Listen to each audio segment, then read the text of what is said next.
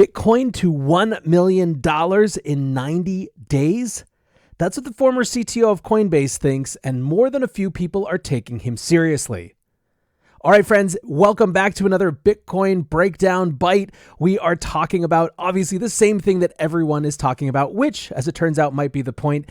That is Balaji Srinivasan, the former CTO of Coinbase and generally highly regarded, if out there sometimes, thinker.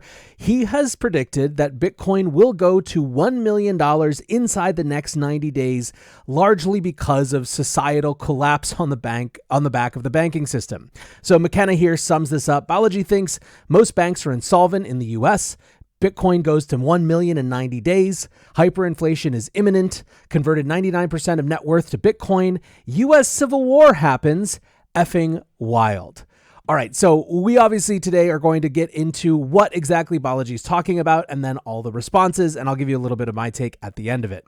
So a few days ago, Balaji put up this tweet called the Bit Signal. He says, how do you ring the fire alarm on the internet? How do you show it's not a false alarm? I'm putting up the Bit Signal. Now, this first version of this tweet, or this first tweet, was basically a request for people to share the best charts, graphs, statistics that show effectively how screwed the current financial system is, the type of thing that Balaji argues you wouldn't get from normal mainstream media. And he was going to give $1,000 in Bitcoin for the best 1,000 tweets. He is arguing here that the existing system, the central bankers, etc., have hid insolvency from us, and they're about to print a huge amount of money in order to save themselves from that. And so Bitcoin is likely to be the recipient, but more than just Bitcoin, it's about the underlying story. So that went up on March 16th. Then the next day, on March 17th, someone says, I'll bet anyone $1 million that the U.S. does not enter hyperinflation. James Medlock is a neoliberal guy or whatever. I guess he says social democrat in the streets, market socialist in the sheets. And so he has this bet on Twitter. And Balaji says, I will take that bet. You buy one Bitcoin, I will send 1 million USD, odds 40-1 odds, as Bitcoin is worth about $26. Term is 90 days, blah, blah, blah, blah, blah, and all the terms and stuff. And this just set the internet on fire. Now, immediately people were asking, like, what are you talking about? This seems insane, right? You have Altcoin Cycle saying, are you unwell? I'll take the same bet and give you 2x better odds, meaning I think Bitcoin will not hit 500K in 90 days. I refuse to believe you're being serious. Radio silence? Okay, I'll make it more interesting. I'll give you 4x odds. Bitcoin will not reach 250K in the next 90 days. This should be a no-brainer for you. Unless, of course, you're just selling sensationalism to engagement farm. Now, keep in mind, Altcoin is a guy who's in the crypto space, right? This isn't one of the haters from outside. There's a lot of disbelief, which is pretty reasonable, right? The idea that somehow banks are going to collapse so entirely that in 90 days, Bitcoin is going to get to $1 million is a rather outlandish claim if you would ask someone who wasn't Balaji about whether they think that would happen. But the fact is, this is Balaji, and that is what makes it interesting to some folks. So Danny here says, plenty of us are known for making outlandish and stupid calls. Balaji is not one. He has always been measured and eerily prescient, and he's just predicted that bank failures and money printing will cause 1 million per Bitcoin within 90 days. I think this was a really good representation of what a lot of the crypto industry, their first instincts were. Ryan Selkis maybe even summarized it a little bit more. The 3 scariest words in the English language. Balaji was right. Now, why would this guy have this sort of credibility? It really comes back to the time just before the U.S.'s consciousness of the COVID, of the coronavirus, of COVID-19 hit. So this was January 30th, 2020. And I was doing a daily podcast then. So I remember this discreetly.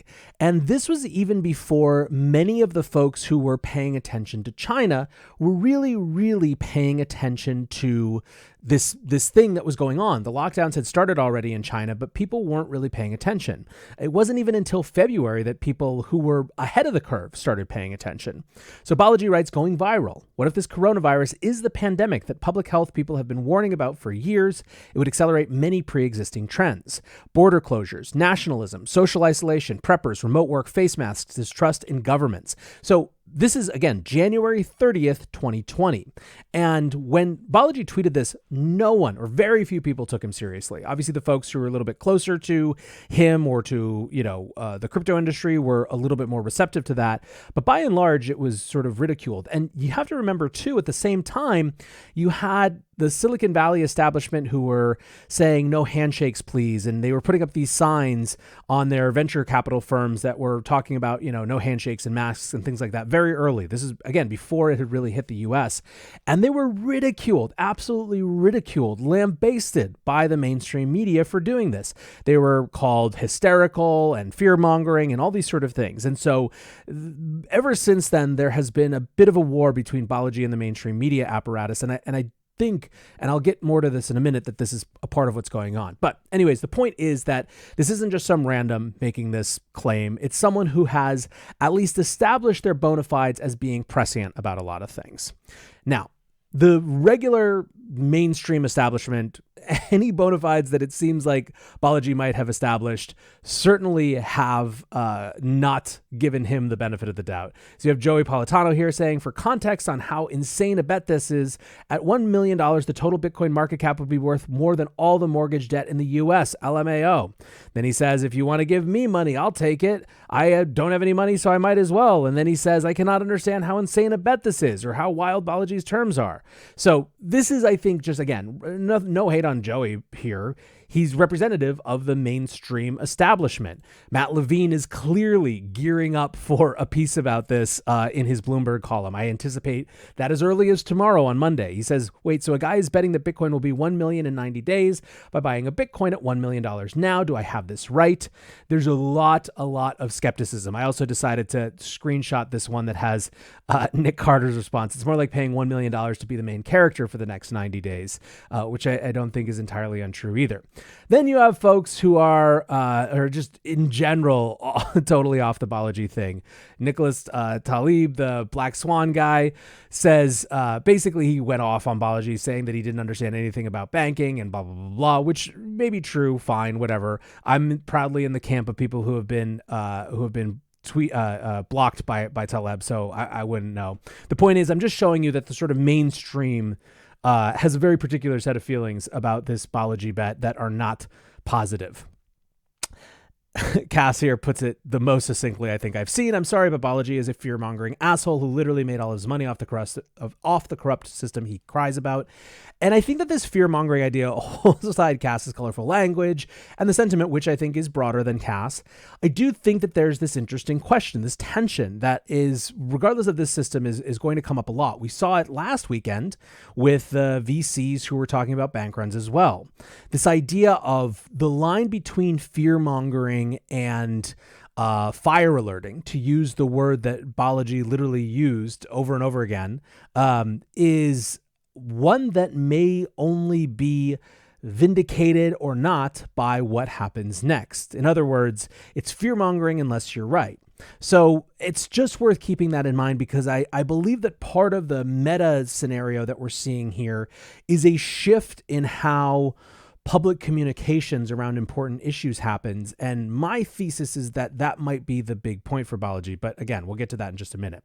Now, Ram here really tries to just calm everything down and make it clear what we're really talking about. That in a world where Bitcoin actually hit 1 million in just 90 days, what other things would likely to be happen? He points out that the inflation rate would be above that of Zimbabwe. He points out that the Federal Reserve would raise interest rates to 4,000% plus. He would talk about the U.S. bank system being nationalized and merging with the Postal Service. He talked about the convertibility of U.S. dollars to gold or crypto being deemed illegal, and so on and so forth. And his point is that there are a lot of second and third order effects of this. And of course, he's not saying that it would be Bitcoin causing this. This would be sort of the underlying causes that would get Bitcoin to $1 million in 90 days, would create these very terrible situations, right? Border crises, Fort Knox emerging as a regional power, regional wars emerging. He says, even if you see the promise of crypto, be careful what you wish for. And I think it is an interesting thought experiment, but it's a thought experiment with real implications, and I don't think that we should totally lose sight of that. Now, Balaji continues to contend that he is serious. He joined a Twitter Spaces on Saturday night, and he said, the Fed has chosen to monetize the debt in the messiest way possible, an orgy of money printing and bank runs. 150 billion has already hit the banks and more is on the way. My bet is a way to ring the fire alarm and help you get to the exit in time. Bitcoin, the only global safe haven.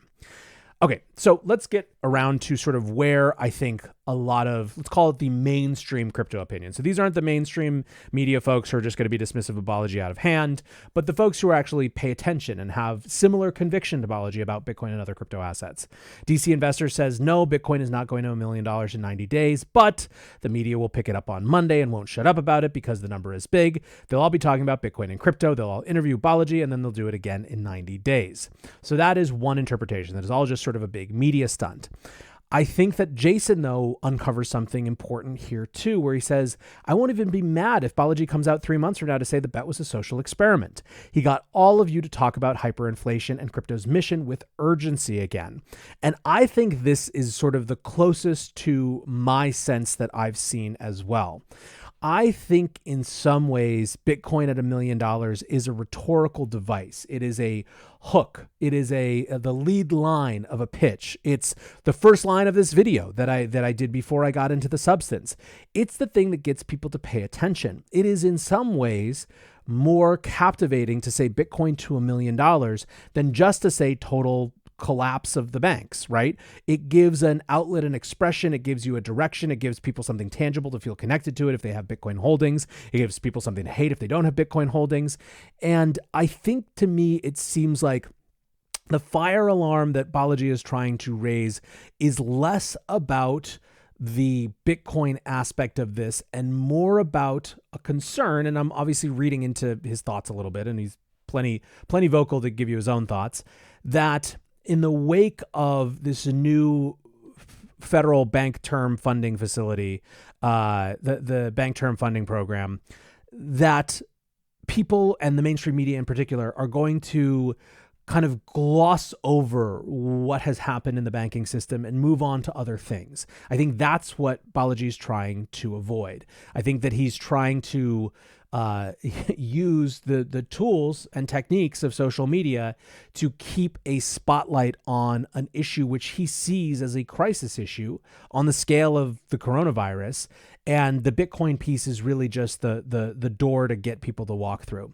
Could be totally wrong about that. And I do think that it's a totally reasonable thing to ask, as more thoughtful mainstream commenters have, what the costs of this sort of fire alarm raising are, if we're just going to stick on Balaji's terms and not use other terms. Cass called it fear-mongering. There are costs. Even if it's not intentional fear-mongering, there are real costs to this sort of discourse. But it sort of comes back to a question of whether you want to live in a society where people are allowed to ask these questions or whether you don't. And lucky or unluckily for us, we, for now, live in one where they do. No matter what, it's pretty clear that there are big moves afoot. And I think Ben Hunt, Epsilon Theory, really captured this a couple days ago. He said, a forced wind down of Credit Suisse, a run on U.S. regional banks, the arrest of a former U.S. president, the launch of GPT-4. I was in the trenches in 2008, and it never felt like system-shattering events were advancing so quickly. And this is Ben's particular take, with the exception of GPT-4 on so little substance. I think a thing that we should explore over the next couple months is the extent to which the medium has changed so dramatically that the way that we interpret, talk about, and think about these sort of phenomenon has to change as well. We just had our first bank run in social media world, and it looked very different than past bank runs. And I don't think we should ignore that. But hold aside even the so little substance piece of Ben's argument, I think that he undeniably captures here something that people are feeling, which is just the absolute swirl of history around us. Balaji is just trying to rip the line of history towards a direction that he thinks is right. Is he right? Is he wrong? Is he crazy? Is he fear-mongering? Let me know what you think in the comments. I'm genuinely interested. And either way, I hope this gives you a little bit more insight into the conversation that is dominating crypto and mainstream finance Twitter this weekend. All right, guys. Peace.